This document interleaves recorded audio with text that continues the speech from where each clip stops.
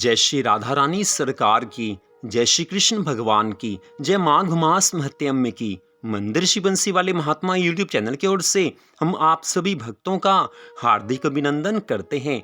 आज हम आपको सुनाने जा रहे हैं माघ मास महत्यम्य के 9वें अध्याय की परम पावन कथा।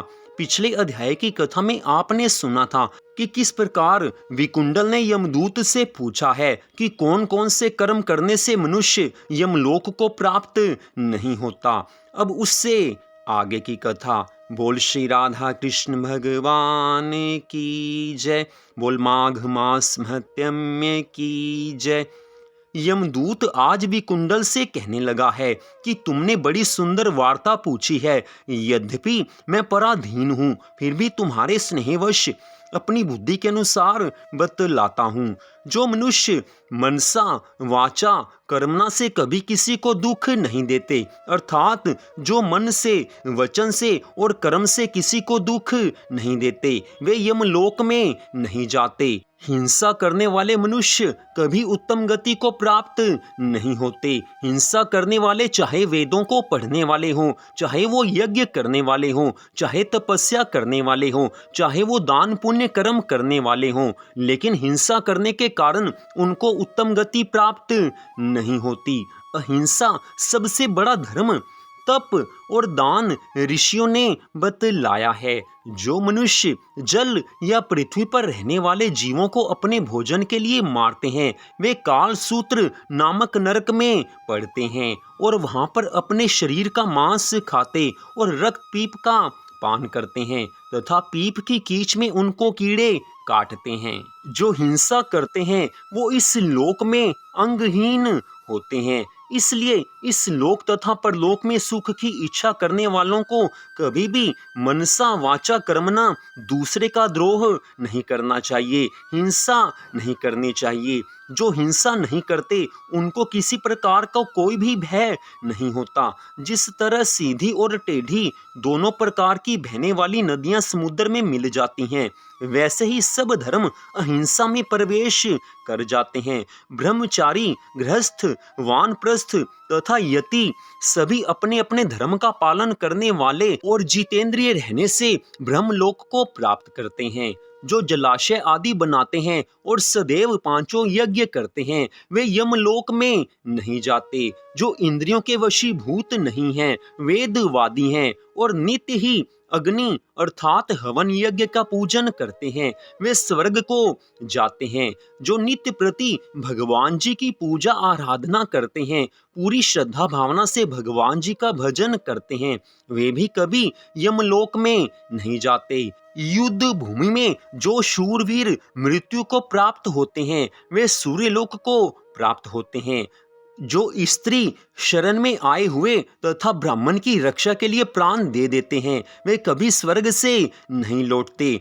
जो मनुष्य वृद्ध, अनाथ तथा निर्धन व्यक्तियों की सहायता करते हैं, उनका पालन करते हैं, वे भी स्वर्ग में चले जाते हैं। जो मनुष्य गौओं के लिए पानी का आश्रय करते हैं तथा कुआं, तालाब और बावड़ी बनवाते हैं, वे सदैव स्वर्ग में निवास करते हैं। जैसे जैसे जीव इनमें पानी पीते हैं, वैसे ही उनका धर्म बढ़ता जाता है। जल से ही मनुष्य के प्राण हैं, इसलिए जो प्याऊ आदि लगवाते हैं, वे अक्षय स्वर्ग को प्राप्त होते हैं। बड़े बड़े यज्ञ भी वह फल नहीं देते जो अधिक छाया वाले वृक्ष मार्ग में लगाने से देते हैं।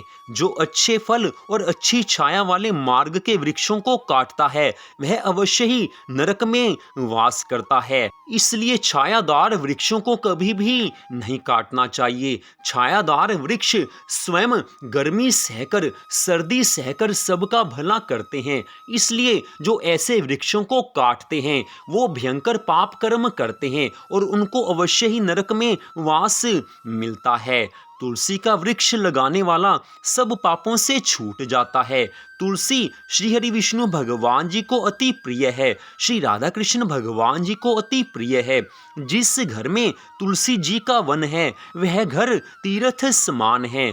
जिस स्थान पर तुलसी जी विराजमान होती हैं, वहां अपने आप सभी तीर्थ निवास करते हैं। तुलसी जी की सुगंध से पितरों का चित्त आनंदित हो जाता है और वे विमान में बैठकर श्री विष्णु लोक को चले जाते हैं।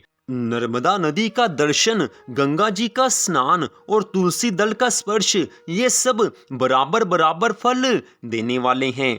हर एक द्वादशी तिथि को ब्रह्मा जी भी तुलसी जी का पूजन करते हैं। रत्न, सोना, फूल तथा मोती की माला के दान का इतना पुण्य नहीं मिलता जितना कि तुलसी जी की माला के दान का मिलता है। जो फल आम के 1000 और पीपल के 100 वृक्षों के लगाने से होता है, वह तुलसी जी के एक वृक्ष के लगाने से मिल जाता है।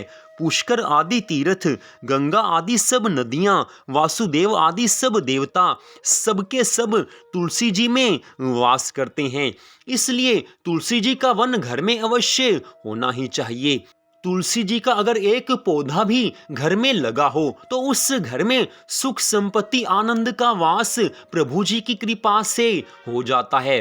तुलसी जी श्री हरि विष्णु भगवान जी को इतनी प्रिय हैं कि तुलसी जी का पूजन करने वाले पर श्री हरि विष्णु भगवान जी अति प्रसन्न हो जाते हैं। इसलिए मनुष्य को सुबह पूजा आराधना के समय तुलसी जी का पूजन अवश्य करना चाहिए। जो मनुष्य प्रतिदिन प्रातः स्नान के बाद भगवान जी का पूरी श्रद्धा भावना से पूजन करते हैं, तुलसी जी का पूजन करते हैं, पूरी श्रद्धा भावना से जो मनुष्य श्रीमद् भागवत महापुराण की कथा को सुनते हैं या पढ़ते हैं, वो कभी भी नरक में वास नहीं करते। श्रीमद् भागवत महापुराण को भगवान श्री कृष्ण जी का स्वरूप कहा गया है। भगवान जब इस धराधाम से अपने वैकुंठ धाम गोलोक धाम वापिस जाने वाले थे, उस समय उन्होंने उद्धव जी महाराज जी से कहा था कि हे उद्धव, मेरे गोलोक में जाने के बाद मेरा दूसरा स्वरूप श्रीमद् भागवत स्वरूप इस धराधाम पर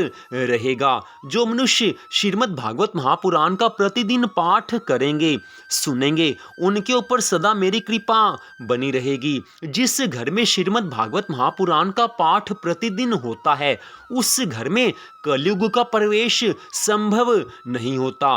कलयुग ऐसे घर में प्रवेश नहीं कर सकता जिस घर में प्रतिदिन श्रीमद् भागवत महापुराण के एक या आधे श्लोक का भी पाठ होता हो। इसलिए श्रीमद् भागवत महापुराण की कथा को अवश्य ही पढ़ना या सुनना चाहिए।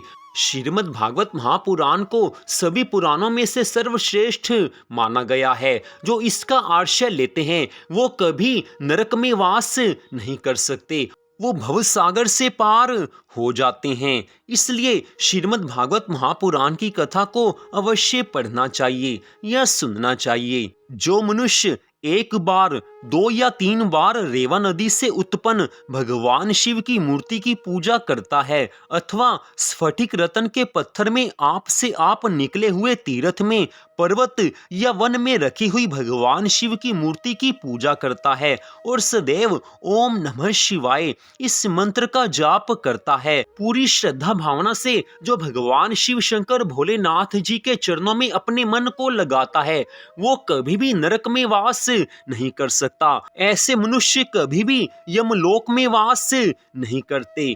किसी भी प्रसंग से, शठता से या अभिमान से अथवा लोभ से भी जो भगवान शिव शंकर भोलेनाथ जी का पूजन करते हैं, वो कभी भी यम द्वार नहीं देखते। भगवान शिव की पूजा के समान पापों को नष्ट करने वाला तथा कीर्ति देने वाला तीनों लोकों में कोई भी कर्म नहीं है। जो मनुष्य शिवालय स्थापित करते हैं वह भगवान शिव के लोक में चले जाते हैं। ब्रह्मा, विष्णु तथा भगवान शिव का मंदिर बनाकर मनुष्य को अवश्य ही वैकुंठ लोक में वास मिलता है।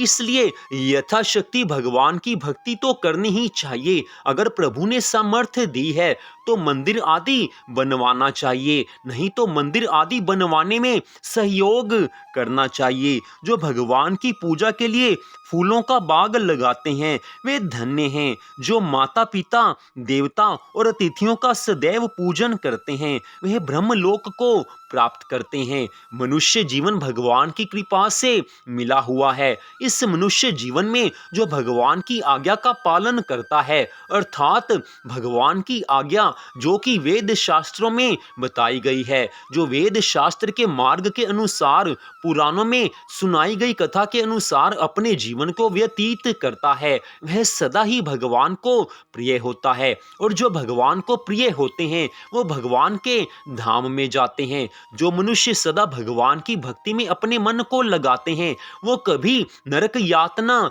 नहीं भोगते।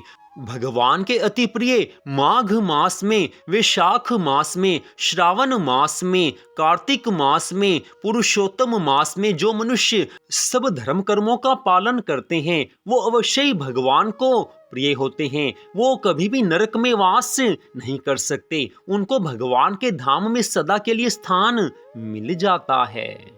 तो यहीं पर आज की इस कथा का विश्राम होता है। तो आज की इस कथा को सुनने के लिए आप सबका हार्दिक धन्यवाद। भगवान श्री राधा कृष्ण जी की माघ मास महत्यम की अनंत कृपा सदा आप सब पर, आपके परिवार पर बनी रहे। इसी मंगल कामना के साथ जय श्री राधा रानी सरकार की, जय श्री कृष्ण भगवान की, जय माघ मास महत्यम की।